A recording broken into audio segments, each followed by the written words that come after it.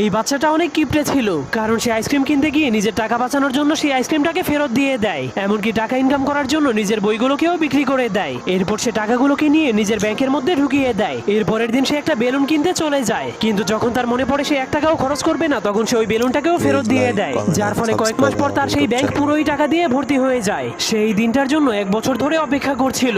এরপর সে অনেক খুশি হয়ে তার টাকাগুলোকে নিয়ে একটা খেলনার দোকানে চলে যায়। এরপর সবগুলো টাকা সেই দোকানদারকে দিয়ে দেয়, কিন্তু দোকানদার প্রথমে এত ভাঙতি টাকা দেখে তার উপর অনেক রেগে যায়। তবুও সে তাকে তার পছন্দের খেলনাটাকে দিয়ে দেয়, কিন্তু সে ঘরে পৌঁছানোর পর তার বোন তার হাতে একটা রাখি বেঁধে দেয়। এজন্য সে তার ভাইয়ের কাছে গিফট চাইতে শুরু করে দেয়, কিন্তু ছেলেটা তাকে বলে আমার কাছে কোনো গিফট নেই। তখন তার মনে পড়ে সে 1 বছর ধরে এই দিনটার জন্যই টাকা জমাচ্ছিল, কারণ তার বোন সবসময় সেই খেলনার দোকান থেকে একটা পুতুল কিনতে চাইতো। তখনই তার ভাই তাকে এতদিনের জমানো টাকা দিয়ে কিনা সেই পুতুলটাকে উপহার দেয়, যা দেখার পর তার বোনের চোখে পানি চলে আসে। এরপর অনেক খুশি হয়ে তার ভাইকে জড়িয়ে ধরে। আপনি কি আপনার ভাই বোনকে ভালোবাসেন কিনা যাওয়ার আগে অবশ্যই